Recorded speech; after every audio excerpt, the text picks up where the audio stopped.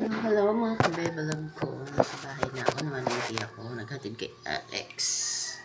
So ngayon, gagawin natin ay ayusin natin yung ating pinamalengke. Kompleto.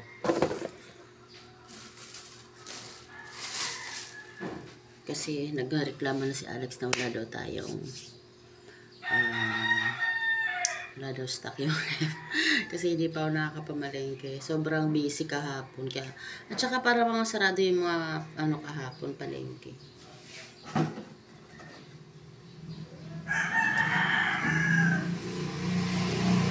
Dito tayo sa palaki magmamarinate.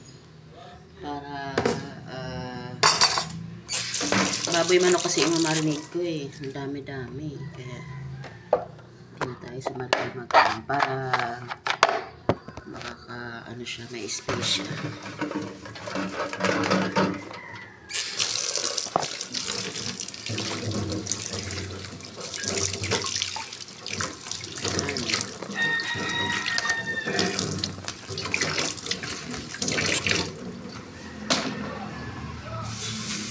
Bumili ako ng isang buong manok.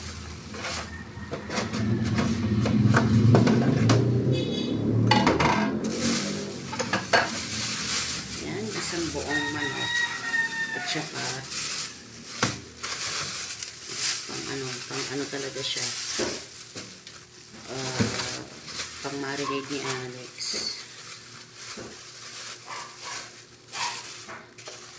Touch me.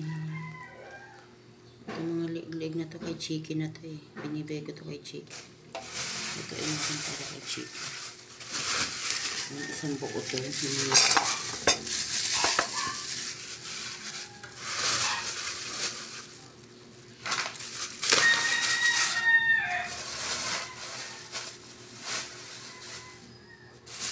Tapos bumibili ako ng pork chop kasi para hindi maumay si Alex. Yan ang imamarinade natin kaya malaki itong nilagyan natin. Dami ko.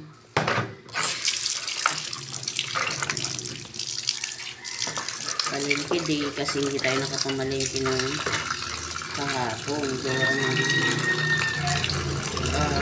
Ano naman kasi kahapon parang sarado naman yung mga palengke kahapon. Kaya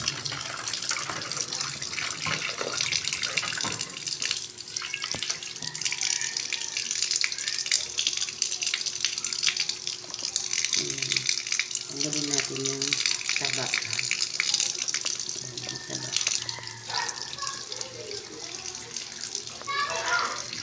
Ayan, taba.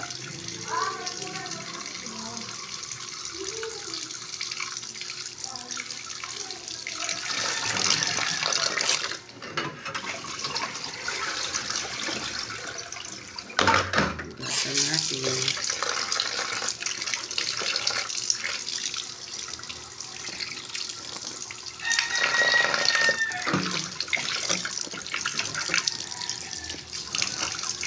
Hiwa-hiwaan natin. Hindi tayo nakapag-vlog dun sa palengke kasi may mga bad experience ako na nagbablog ako sa palengke. Naririnig ko pa ay pa-video-video pa daw. Kaya parang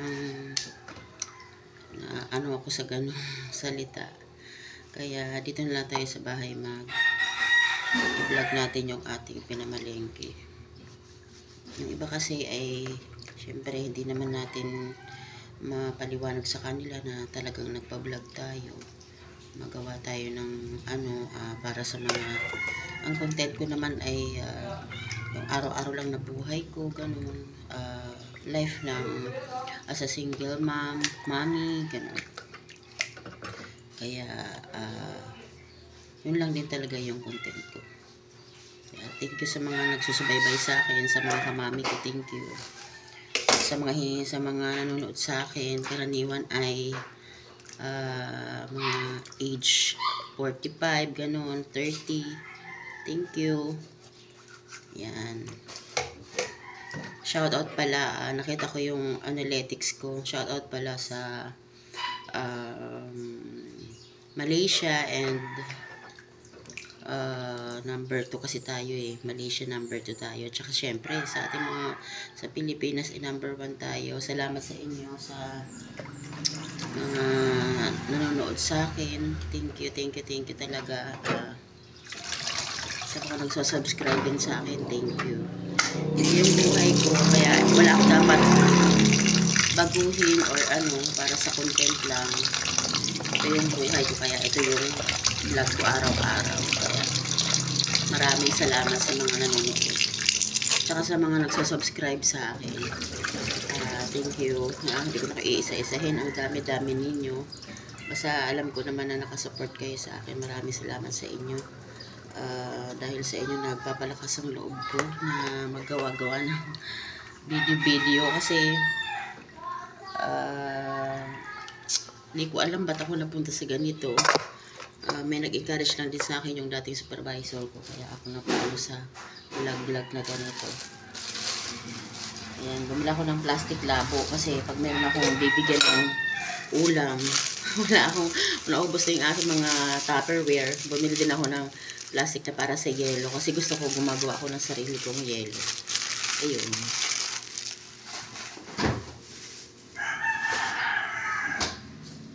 Saka bumili din ako ng bigas na malagkit kasi hilig-hilig ko magluto-luto ng merienda ni Tana. Gusto ko nga ng champurado. Ayan, kaya bumili din ako ng bokwa. Tapos itlog, mga frozen na request ni Alex. Ayan, mga pang baon niya, ulam niya. Ayan.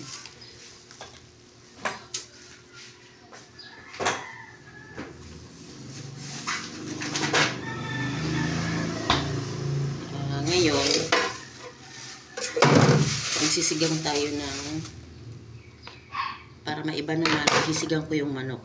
Nakita ko kasi nanonood ako, may napanood ako na pwede palang isigang yung manok, hindi lang tinola. Kaya ito-try natin ngayon. Try lang. Tingnan natin kung ano yung lasa talaga niya.